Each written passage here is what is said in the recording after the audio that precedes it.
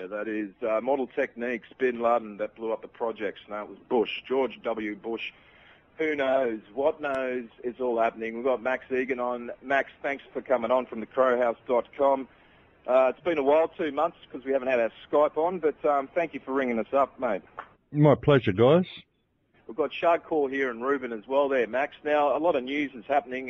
You've been on our show for over 2 years, is coming on, and we've talked a bit about Bin Laden, and it's interesting times that it's all just happened, especially on May the 1st. But Adolf Hitler had his anniversary on May the 1st when the Germans said that the assassination or whatever happened to Hitler was on that day. And also the Illuminati was on May the 1st. You could go right into it, you know what I mean? But, yeah, what are your thoughts about it when you heard the news, Max? Well, May the 1st is Beltane. You expect these sorts of things to be announced on Beltane. It's an ancient day of ritual. It's always been a day of ritual. It's actually the celebration of the end of sacrifice to the goddess of the hunt. Now, we talk about the hunt for Bin Laden, so it's kind of interesting. Look, Bin Laden died on the 1st of December 2001. It was in all the Middle Eastern newspapers. Right. I mean, this is a political tool. I mean, Obama's coming up for election again next year, so he can go out as, you know, the man who shot Liberty Valance sort of thing, you know. And it's just a joke, mate. It's an absolute joke. Bin Laden's been long dead. And Bin Laden, the last time Bin Laden was actually confirmed to be seen alive was on September the 10th, 2001.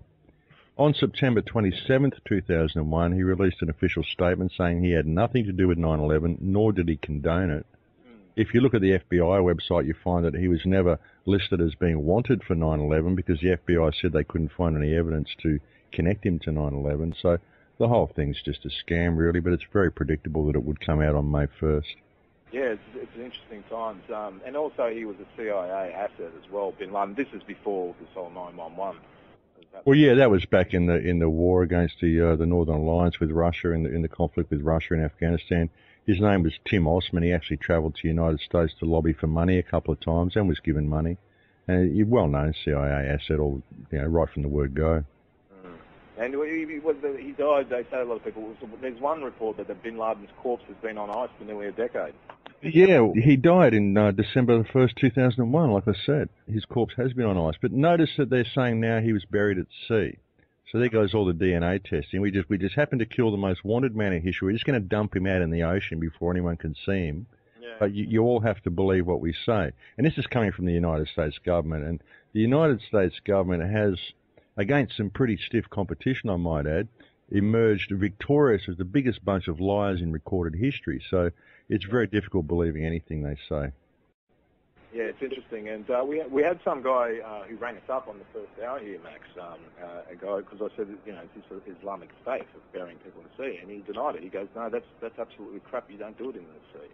You do it underground. So we never heard from this guy before, you know what I mean? And it's just interesting that these lies and lies and lies are what are happening. Oh, absolutely. I mean, even under the Islamic faith, you don't go and kill people like in 9/11. I mean, according to the Islamic faith, if you kill an innocent, it's as if you've killed the entire world. Yeah, that's true. You know, that's in the Quran. So, I mean, there's no way that this whole thing's done by Islamic terrorists. But also, it's a way of justifying America's illegal bombing raids they've been carrying out against Pakistan since 2005. They've been going over the border and they've been killing thousands and thousands of people. So this justifies those bombing raids now as well, and it keeps their fake war on a noun going along nicely. Do you think possibly that Pakistan might be next in the firing line of the US? They could move into Pakistan. They've been, like you say, doing those bombing runs with the drone fighters. Now Osama was caught 40 kilometres from the capital. I mean, to me, that's pretty clear evidence that some people high up knew exactly where he was and what he was doing. You don't go hide next to the capital city if you're the world's most wanted man, you know. Well, the thing is, he wasn't there. I mean, he was already dead, but it just justifies everything they're doing. And Pakistan's been on the list for a while. The Mumbai bombing was actually quite clever because that was done by, all the evidence links it to Mossad. And when you can portray Pakistan as a threat against India, it gives you the opportunity to move troops into India to protect them and to attack Pakistan. And that's what's been going on since the Mumbai bombings. Fair enough. That's disgusting. Now, going off the subject of the Bin Laden, Max, you've been on American News radio show once a week now, fracking. And you discussed it in the fracking, and it's happening up around your area. Actually, it's happening very much in all around Australia. They had Gasland, when was it on SBS? Sunday night, yeah. Sunday night, if anyone went out and watched it. We've been talking about fracking a lot. They've done it here in St. Peter's, Miracle. They haven't done it, but they're planning to do it, Apollo, or whatever that stupid corporation is. And the council, Miracle Council, didn't even know about it, and they had the deeds ready to go for it. But it's been stopped now. So they're doing it by stealth, and it's disgusting what they're doing. Well, they are. They're just going in and taking over people's property, and they're destroying the groundwater on the planet. That's what fracking's all about. It's destroying the groundwater. It's got nothing to do with harvesting natural gas. We don't even need natural gas. We don't even need half of this stuff. There's actually a group of people up on the Gold Coast that have already got a community running off an energy device that they've built themselves, which will basically give you free energy. And they're very, I've been trying to get them on the show, but they're very kind of paranoid at the moment because too many people are finding out about it, and the government's trying to close them down. And we don't even need it. But fracking is an incredibly stupid thing to do. I mean, less than 1% of the water on this planet is potable water, is drinkable water, you know. And what fracking does is it blows up everything. You know, they pump down chemicals, 500 or 600 chemicals, very, very toxic chemicals, 11,000 feet into the ground, and they blow it up down there. And they're destroying aquifers. And the aquifers are what produce the fresh water on this planet. And if we lose the fresh water on this planet, we lose all life on the planet. And destroying the fresh water, destroying the groundwater under the pretext of harvesting natural gas is beyond ridiculous. We can't live on natural gas, but we can't survive without water.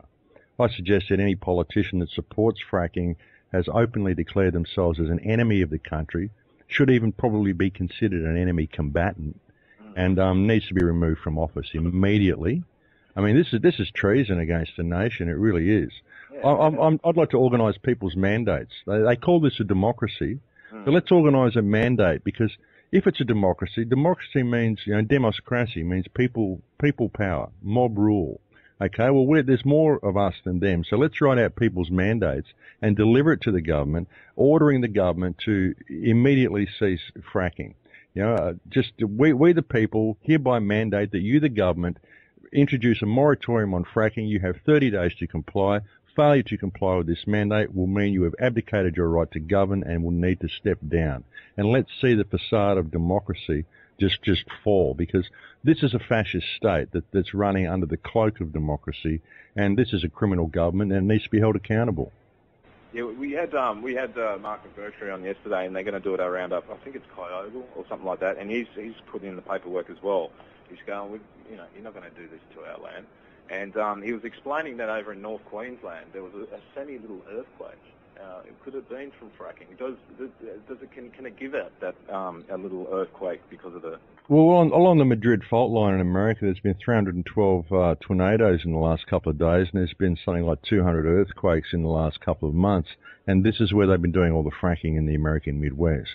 So, and that all the bird falls and the fish kills and all this sort of stuff, this is also along this line. I would suggest that these bird falls have been from releases of methane through fracking. They're doing it up here at Casino. We've got people's wells being set on fire in Casino here, and people are lighting their groundwater. They're lighting the water that's coming out of the springs because of the fracking. The fracking is mixing methane in with the water, and it's coming up with the water. It's disgusting, and it shouldn't be allowed. I think anybody who... all these people need to have their equipment confiscated. We need people power. We need massive amounts of grassroots uprisings.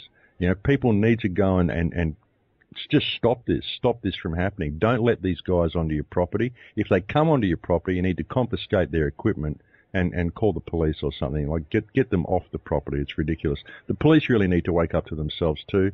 They need to start supporting the rights of the people rather than defending elitist corruption. Modern police officers, unfortunately, it seems that their main mandate is to enforce law.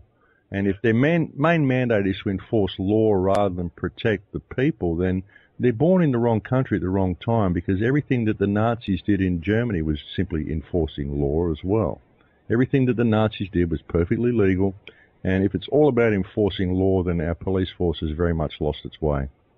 Yeah, I just don't understand it, with these, the Nazi goes through the whole Prince Charles green agenda. I was talking about that yesterday, that they want to save the planet, but the carbon dioxide is just a bit, and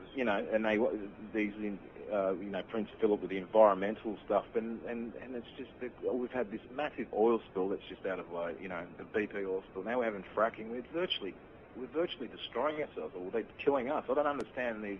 Well, you look at it. The three main things that we need on this planet are water and air and the oceans. We need the oceans as well, because the oceans process a lot of carbon dioxide. They process a lot of stuff. They're very, very important. So we've had the Gulf of Mexico oil spill to destroy the oceans.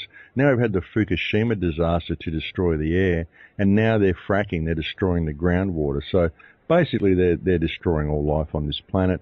It's a way of forcing people into cities as well, because once they've destroyed the groundwater, you won't be able to live in the country. You'll have to move into the city where you'll be fed recycled water.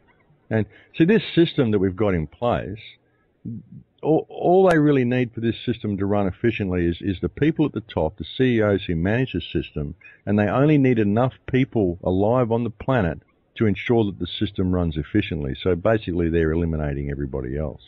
And the purpose of the system is to completely strip mine the planet. So you've got to really wonder who's in charge here. Yeah, you do. Yeah, well, what's the point of that? I mean, it's going to lead to the death of 3/4 of the population of the planet. Well, the planet's going to end up like Mars if we keep going. I mean, that's the inevitable result of the system that we've got in place. We've got this whole society whose main pursuit is acquisition of things we don't really need. We're living in temporary accommodation because nothing this society builds is built to last. If everybody died today, in 1,000 years, there wouldn't be a trace of this civilization left for anyone to even find. All anyone would find would be what we found. They'd find the pyramids, they'd find the Mayan ruins and stuff like that.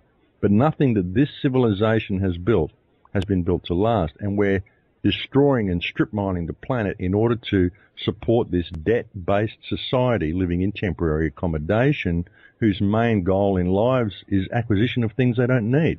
So what's going on here? It's just nuts, and like for the depleted uranium for millions and millions of years, it's going to be still hanging around. I mean, this is just psychotic behaviour. Yeah. Well, it is. It's completely psychotic. These rulers are completely insane. They're psychopathic, all of them. This shows Julia Gillard up for the lying criminal that she is as well. She's a complete psychopath. Even to allow this in her country shows that she has no reverence for the people of her country, and she has no loyalty to Australia. Her loyalty lies with international interests, and that's it. End of story. Yeah, definitely. That's crazy stuff. Look, Max, Ben Stewart is coming into town. Now, you're doing a movie with Ben. I was just reading on the Crow House that he's coming around the May and June. He's doing a tour around Australia, and he's coming to Sydney. Does this mean that you're coming to Sydney, Max?